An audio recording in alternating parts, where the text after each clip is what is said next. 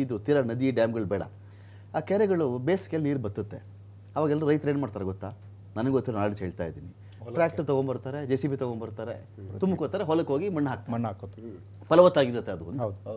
ಯಾಕೆ ಅವಕಾಶ ಮಾಡಿಕೊಡ್ಬಾರ್ದು ನಾವು? ರೈತರು ನಿಮಗೆ ಬಳ್ಳಾರಿಯಲ್ಲಿ 2 ಸಲ ಡಿಬೇಟ್ ಮಾಡಿದ್ದೆ ನಾನು. ರೈತರು ಹೇಳಿದ್ರು ನನಗೆ ಕೊಟ್ಟುಬಿಡಿ ಸ್ವಾಮಿ, ನಾನೇ ತಗೊಂಡು ಹೋಗ್ತೀನಿ. ರೈತರು ಎತ್ಕೊಂಡಿರೋದ್ರ ಮೇಲೆ ಮಾಡ್ಕೊಂಡಿದ್ದಾರೆ ಸರ್. ನಾವೇ ಎತ್ಕೊಂಡು ಹೋಗ್ತೀವಿ, ಇವರು ಕಾಂಗ್ರೆಸ್ ಗುತ್ತೇದಾರಗಳಿಗೆ ಮತ್ತೆ 200 ರೂಪಾಯಿ ಕೊಟ್ಟು ತಗೊಂಡು ಹೋಗ್ಬೇಕು ನಾವು.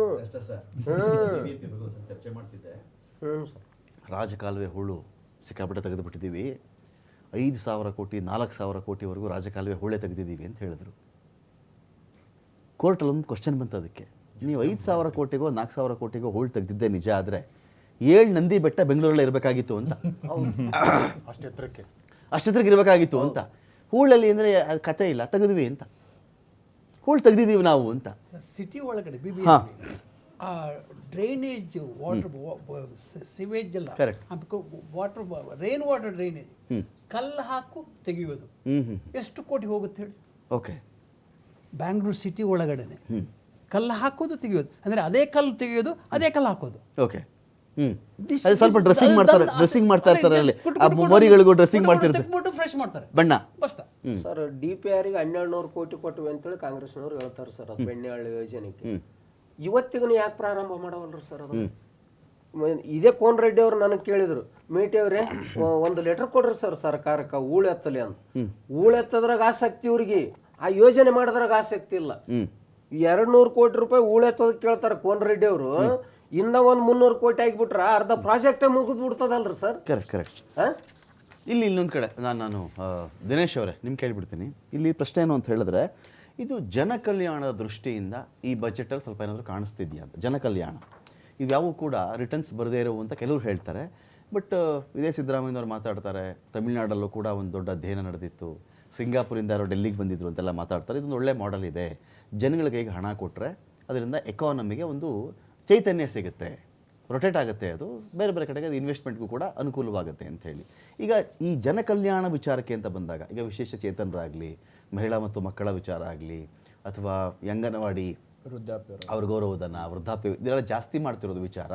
ಜನಕಲ್ಯಾಣದ ವಿಚಾರದಿಂದ ಈ ಬಜೆಟ್ ಹೇಗೆ ಅಂತ? ಜನಕಲ್ಯಾಣದಲ್ಲಿ ಏನು ಇವರು 53,000 ಕೋಟಿ ಇಡ್ತಾ ಇದ್ದಾರೆ, ಅದು ಓಕೆ, ನಾವೇನು ಅದನ್ನ ಅಬ್ಜೆಕ್ಷನ್ ಮಾಡಲ್ಲ. ಅದರಿಂದ ಹೌದು ಅಸಕ್ಷರರು ಸಬಲರಾಗ್ತಾರೆ. ಯಾರು ತುಂಬ ಕೆಳ ಹಂತದಲ್ಲಿದ್ದಾರೆ ಅವ್ರಿಗೆ ಅಕ್ಕಿ ಕೊಡೋದು, ಬಸ್ಸು ಫ್ರೀ ಮಾಡೋದು, ನೀರು ಕೊಡೋದು, ಕರೆಂಟ್ ಕೊಡೋದು, ಇವೆಲ್ಲ ಮಾಡೋದ್ರಿಂದ ಅವರು ಮೇಲ್ವರ್ಗಕ್ಕೆ ರೀಚ್ ಆಗೋಕ್ಕೆ ಹೆಲ್ಪ್ ಆಗುತ್ತೆ. ಆದರೆ ನಮ್ಮಲ್ಲಿ ಫೇಲ್ಯೂರ್ ಆಗ್ತಾ ಇರೋದು ಎಲ್ಲಿ ಅಂದರೆ ರೆವಿನ್ಯೂ ಜನ್ರೇಷನಲ್ಲಿ. ರೆವಿನ್ಯೂ ಜನ್ರೇಷನ್ ಯಾವಾಗ ನಾವು ಇಂಪ್ಲಿಮೆಂಟ್ ಮಾಡ್ಬೋದು ಅಂದರೆ ಕರಪ್ಷನ್ ಕಂಟ್ರೋಲ್ ಮಾಡಿದಾಗ ಅಷ್ಟೇ. ಈಗ ನೀವು ಕರಪ್ಷನ್ ಕಂಟ್ರೋಲ್ ಮಾಡಿದ್ರೆ ಸಾಕಷ್ಟು ಜನ ಆ ಇನ್ವಾಲ್ವ್ಮೆಂಟ್ಗೆ ತೋರಿಸ್ತಾರೆ. ಫಾರ್ ಎಕ್ಸಾಂಪಲ್, ಈಗ ನೀವೇ ಹೇಳಿದ್ರಿ KEDB ಅಂತ ಇನ್ಸ್ಟಿಟ್ಯೂಟ್ಗಳು. ಈಗ ನಮ್ಮ ಕರ್ನಾಟಕದವರು ನಾವೇ ಇದ್ದೀವಿ, MSMEಗಳಿಗೆ ಇನ್ವೆಸ್ಟ್ಮೆಂಟ್ ಮಾಡ್ತೀವಿ, ನಾವು ಸೈಟ್ ತಗೋತೀವಿ ಅಂತ ಹೋಗ್ತೀವಿ. ನಮ್ಗೆ 10-20 ವರ್ಷ ಆದರೂ ಕೊಡಲ್ಲ.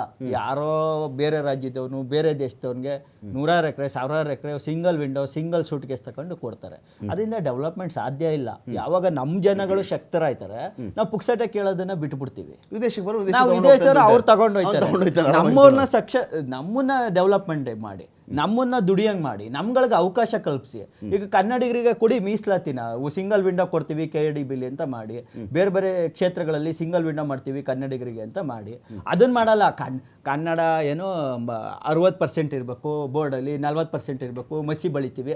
ಇಷ್ಟಕ್ಕೆ ಸೀಮಿತ ಆಗೋಯ್ತು ಕನ್ನಡಿಗರನ್ನ ಸಕ್ತರ ಮಾಡ್ತೀವಿ. ಅವ್ರಿಗೆ ಸಿಂಗಲ್ ವಿಂಡೋದಲ್ಲಿ ಬಂದ ತಕ್ಷಣ, ಅಪ್ಲಿಕೇಶನ್ ಹಾಕಿದ ತಕ್ಷಣ ನಿಮಗೆ ಉದ್ಯೋಗ ಕೊಡ್ತೀವಿ, ಜಾಗ ಕೊಡ್ತೀವಿ. ಇದನ್ನ ಮಾಡಲ್ಲ. ನಾವು ಕೂಡ ಭಿಕ್ಷೆ ಇಸ್ಕೊಂಡು ಬದುಕಿ ಜನರುಗಳೇ. ನಾವು ಸಾಲ ಮಾಡಿ ನಿಮ್ಮ ತಲೆ ಮೇಲೆ ಸಾಲ ಇರ್ತೀವಿ. ಈಗ ಇವ್ರು ಹೆಂಗ್ ಸಾಲ ತೆಗಿತಾರೆ? ಇಂಡಿವಿಜುವಲ್ ಪರ್ ಕ್ಯಾಪಿಟ ಇನ್ಕಮ್ ಮೇಲೆ ಇವ್ರು ಸಾಲ ತೆಗಿತಾ ಇರೋದು. ಜನರ ಆದಾಯದ ಮೇಲೆ ಇವ್ರು ಸಾಲ ಹೊರಿಸ್ತಾ ಇದ್ದಾರೆ ಹೊರತು ಇವ್ರೇನು ದುಡ್ದೇನು ಸಾಲ ತೀರಿಸ್ತಾ ಇಲ್ಲ. ಅದು ಒಂದಾದ್ರೆ, ಇನ್ನೊಂದು ಈಗ ಕರಪ್ಷನ್, ಮೇಜರ್ಲಿ ಕರಪ್ಷನ್ ಕಂಟ್ರೋಲ್ ಆಯಿತು ಅಂದರೆ ಪ್ರತಿಯೊಬ್ಬನು ಈಗ ಒಂದು ಕನ್ವರ್ಷನ್ಗೆ ಅಪ್ಲೈ ಮಾಡ್ತೀವಿ. ಅಲ್ಲಿ ಎಷ್ಟು ಅಲಿಸ್ತಾರೆ DC ಆಫೀಸಲ್ಲಿ, ತಾಲೂಕು ಆಫೀಸಲ್ಲಿ ಒಂದು NOCಗಳು ಕೊಡೋಕ್ಕೆ. ಎಲ್ಲ ಕೊಟ್ಟರು ಕೊನೆಗೆ ಏನಂತಾನೆ DC ಅದು ಆನ್ಲೈನಲ್ಲಿ ಬಂದಿಲ್ಲ, ಆಫ್ಲೈನಲ್ಲಿ ಬಂದೈತೆ, ನಾ ಮಾಡಲ್ಲ ಅಂತಾನೆ. ಇದು ನನ್ನ ಇದರಲ್ಲೇ ಆಗಿದ್ದಾವೆ. ನಾನೇ 2 ಲಕ್ಷ ಅಲ್ಲಿ ಕಟ್ಟಕ್ಕೆ ರೆಡಿ ಇದ್ದೀನಿ, DC ರೆಡಿ ಇಲ್ಲ ಪರ್ಮಿಷನ್ ಕೊಡೋದಕ್ಕೆ. ಆನ್ಲೈನಲ್ಲಿ ಬಂದಿಲ್ಲ, ಆಫ್ಲೈನಲ್ಲಿ ಬಂದಿದೆ ಅಂದರೆ ಸುಮ್ಮನೆ ಸುಮ್ಮನೆ ಅವನೇ ಯಾಕೆ ಹಂಗೆ ಮಾಡ್ತಾನೆ ಅಂದರೆ ಅವನು ಒಂದು 3 ಕೋಟಿ 5 ಕೋಟಿ 10 ಕೋಟಿ ಸೀಟಿಗೆ ಬರ್ತಾನೆ. ರೆವಿನ್ಯೂ ಎಲ್ಲ ಹಾಳಾಯ್ತಾ ಇದೆ ರಾಜ್ಯಕ್ಕೆ ಅಂದರೆ ಇವರು ಭ್ರಷ್ಟಾಚಾರದಿಂದ. ಇವಾಗ ಮೊನ್ನೆ ಯಾರೋ ಇಂಜಿನಿಯರ್ಸ್ಗಳು ಅವರು ಎಲಿಜಿಬಿಲಿಟಿನೇ ಇಲ್ಲ, ಅವ್ರನ್ನ ತಗೊಂಡೋಗಿ ಪ್ರಮೋಷನ್ ಮಾಡ್ತಾರೆ. ಪ್ರಮೋಷನ್ ಆಗಬೇಕಾಗಿರೋ ಇಂಜಿನಿಯರ್ಗಳನ್ನ ಮನೇಲಿ ಕೂರ್ಸೋರು. ಯಾಕಂದ್ರೆ ಅವರು 3 ಕೋಟಿ 5 ಕೋಟಿ 10 ಕೋಟಿ ಇವ್ರು ಕೇಳಿದಷ್ಟು ಕೊಡೋಕ್ಕಾಗ್ತಾ ಇಲ್ಲ. ಡೆವಲಪ್ಮೆಂಟು ರಾಜ್ಯದ್ದು ಕುಂಠಿತ ಆಗ್ತಾ ಇರೋದು. ರಾಜ್ಯಕ್ಕೆ ಇವ್ರು ಸಾಲ ಮಾಡೋದೇ ಬೇಕಿಲ್ಲ. ಇವತ್ತೇನು ಇವ್ರು 27% ಸಾಲ ತರಕ್ ಹೋಗಿದ್ದಾರೆ. ಆ 27% ಸಾಲನೇ ಬೇಕಿಲ್ಲ. ಇವ್ರು ಭ್ರಷ್ಟಾಚಾರ ನಿರ್ಮೂಲನೆ ಮಾಡಿದ್ರೆ 5 ಲಕ್ಷ ಕೋಟಿ 6 ಲಕ್ಷ ಕೋಟಿ ಬಜೆಟ್ ಮಾಡ್ಬೋದು. ಅಷ್ಟು ರೆವಿನ್ಯೂ ನಾವೇ ಕೊಡ್ತೀವಿ, ನಾವೇ ಸಂಪಾದನೆ ಮಾಡ್ತೀವಿ. ಇವ್ರು ಹಂಗಲ್ಲ. ಇವ್ರದ್ದು ಸಿದ್ಧಾಂತ ಏನಂದ್ರೆ ಭ್ರಷ್ಟಾಚಾರನ ನಿರಂತರವಾಗಿಡ್ಬೇಕು, ಜನರನ್ನ ಭಿಕ್ಷೆಲೇ ಬದುಕಿಸ್ಬೇಕು, ಇವ್ರ ಭಿಕ್ಷೆಲೇ ಜನ ಜೀವನ ಮಾಡಬೇಕು. ಯಾರೋ ಹೊರಗಡೆ ಅವ್ರನ್ನ ಉದ್ಧಾರ ಮಾಡ್ತಾರೆ, ಅವ್ರು ಹೊರದೇಶಕ್ಕೆ ಎತ್ಕೊಂಡು ಹೋಗ್ತಾರೆ. ಲೋಕಲ್ ಜನಗಳಿಗೆ ಫಸ್ಟು ಅವ್ರಿಗೆ ಉದ್ಯೋಗಗಳಿಗೆ ಅನುಕೂಲ ಮಾಡಿಕೊಡಿ. ಅವ್ರ ಕನ್ವರ್ಷನ್ಗಳಿಗೆ ಇನ್ನೊಂದೇನೋ ಒಂದು NGO ಸರ್ NGOಗಳಿಗೂ ಲಂಚ ಕೇಳ್ತಾರೆ. ಆ ಪರಿಸ್ಥಿತಿ ರಾಜ್ಯದಲ್ಲಿ ಬಂದರೆ ಒಂದು ನಾನ್ ಗೌರ್ಮೆಂಟ್ ಆರ್ಗನೈಸೇಷನ್ ಮಾಡೋಕ್ಕೆ ನಾವು ಲಂಚ ಕೊಡಬೇಕು ಅಂದರೆ ಇನ್ನು ಏನು ಮಾಡೋಕ್ಕಾಗತ್ತೆ ಈ ವ್ಯವಸ್ಥೆ?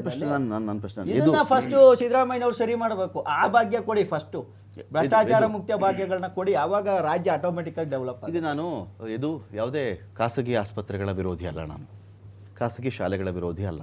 ಎಲ್ಲ ಒಂದು ವ್ಯವಸ್ಥೆ ಅಂತ ಬಂದಾಗ ಸರ್ಕಾರಿನೂ ಇರುತ್ತೆ, ಖಾಸಗಿನೂ ಇರುತ್ತೆ. ನಾವು ಹೆಲ್ತ್ ಇನ್ಶೂರೆನ್ಸ್ಗಳಿಗೆ ಅಂತ ನಾವು ಹಣ ವ್ಯಯ ಮಾಡ್ತೀವಿ, ಸಾವಿರಾರು ಕೋಟಿ ವ್ಯಯ ಮಾಡ್ತೀವಿ. ಜನಗಳ ಜೇಬಿಂದ ಅವನೇ ಕೊಡೋದು.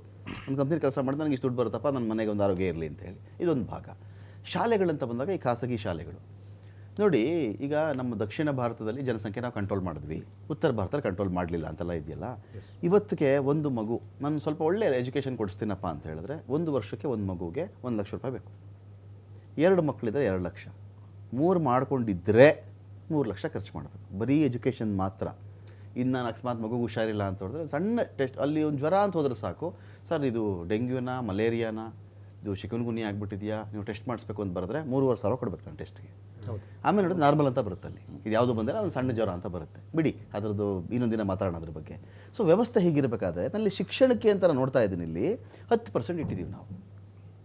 10% ಆಫ್ ದಿ ಬಜೆಟ್, 100 ರೂಪಾಯಿ 10 ರೂಪಾಯಿ ನಾನು ಶಿಕ್ಷಣಕ್ಕೆ ಅಂತ ಕೊಡ್ತಾ ಇದ್ದೀನಿ ಅಂದಾಗ ನಮ್ಮ ಶಿಕ್ಷಣ ವ್ಯವಸ್ಥೆ, ಈಗ ಸರ್ಕಾರಿ ಶಾಲೆ ನಾನು ಕೇಳ್ತೀನಿ, ಏನೇನು ಮಾಡಬಹುದು ನಮ್ಮ ಸರ್ಕಾರಿ ಶಾಲೆಯನ್ನು? ಒಂದು ಬಜೆಟಲ್ಲಿ 10% ಅನ್ನು ನಿಜವಾಗಿಯೂ ವಿನಿಯೋಗ ಮಾಡಿದ್ರೆ ಪ್ರೈವೇಟ್ ಶಾಲೆಗಳು ಅವ್ರ ಇಡೀ ಫೀನ ಕಡಿಮೆ ಮಾಡಿಬಿಡ್ಬೇಕು, ಆ ಮಟ್ಟದ ಡೆವಲಪ್ ಮಾಡಬೇಕು. ದುರಂತ ಏನು ಅಂದರೆ ಖಾಸಗಿ ಶಾಲೆಗಳು ವಿಧಾನಸೌಧ ಒಳಗಡೆ ಇರೋರ್ದೇನೆ, ಹೌದು, ಸರ್ಕಾರಿ ಶಾಲೆ ಉದ್ಧಾರ ಮಾಡ್ತೀನಿ ಅಂತ ಮಾತಾಡೋದು ಅವರೇ. ಕಾಂಟ್ರಡಿಕ್ಟರಿ ಅಲ್ವಾ ಇದು?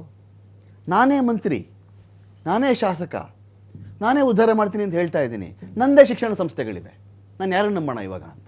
ನಾನು ಉದ್ಧಾರ ಮಾಡ್ತೀನಿ ನಿಜವಾಗ್ಲೂ? ಸಾಧ್ಯನೇ. ಕರೆಕ್ಟ್ ಮಾಡಿ ನಾನು ರಾಂಗ್ ಹೇಳಿದರೆ. ಇದು ಒಂದು ಪಾರ್ಟಿ ಅಲ್ಲ, ಒಂದು ಕಡೆ ಕಬ್ಬಿನ ಲಾಬಿ, ಕಬ್ಬು ಸಕ್ಕರೆ ಫ್ಯಾಕ್ಟ್ರಿ, ಇನ್ನೊಂದು ಕಡೆ ಅಬಕಾರಿ, ಇನ್ನೊಂದು ಕಡೆ ಶಿಕ್ಷಣ, ಇನ್ನೊಂದು ಕಡೆ ಮೆಡಿಕಲ್ಲು. ಮುಗಿದೋಯ್ತಲ್ಲ. ಜನಗಳನ್ನು ಹೆಚ್ಚು ನೀನು ಸರ್ಕಾರಿ ಆಸ್ಪತ್ರೆಗೆ ಹೋಗುವಂತೆ ಮಾಡಿಬಿಟ್ರೆ ಪ್ರೈವೇಟ್ ಆಸ್ಪತ್ರೆಗೆ, ಪ್ರೈವೇಟ್ ಸ್ಕೂಲ್ಗೆ ಜನ ಬರೋದು ಯಾವಾಗ ಅಂತ? ಸರ್, ಈಗ ನೀವು 10% ಅಂತ ತಾವು ಹೇಳಿದ್ರಿ. ತಾವು ಹೇಳಿದಾಗ ಅಲ್ಲೇನು ಕೊಟ್ಟಿರೋದು ಅಂತಂದ್ರೆ ಕರ್ನಾಟಕ ಪಬ್ಲಿಕ್ ಸ್ಕೂಲ್ ಮಾಡ್ತೀವಿ, ಅದಕ್ಕೆ 500 ಪಬ್ಲಿಕ್ ಸ್ಕೂಲ್ಸ್ 2,500 ಕೋಟಿ ಅಂತ. ಕರೆಕ್ಟ್ ಸರ್, ಹಾಗಾದ್ರೆ ಇರುವಂತ ಕನ್ನಡ ಶಾಲೆನ ಸರ್, ನಾ ಹೇಳ್ತಾ ಇರೋವಂಥದ್ದು ಒಬ್ಬ ವಿದ್ಯಾರ್ಥಿ, ಕನ್ನಡ ವಿದ್ಯಾರ್ಥಿ ಬರೋವರೆಗೂ ಕನ್ನಡ ಶಾಲೆ ರಾಜ್ಯದಲ್ಲಿ ಇರಲೇಬೇಕು ಸರ್. ಅದು ಯಾವುದೇ ಸರ್ಕಾರ ಆಗಿರ್ಬೋದು, ಇದು ಮಾಡ್ಬೋದು.